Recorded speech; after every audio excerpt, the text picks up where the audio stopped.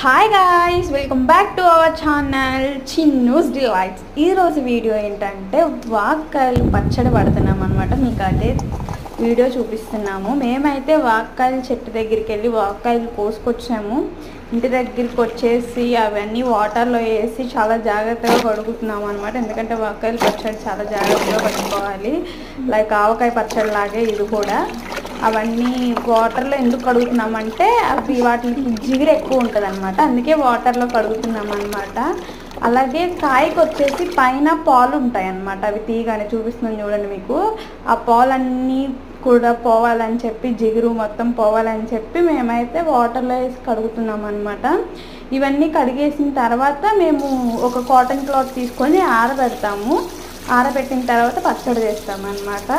Next part వచ్చేసి పచ్చడి పట్టడం. Thank you for watching.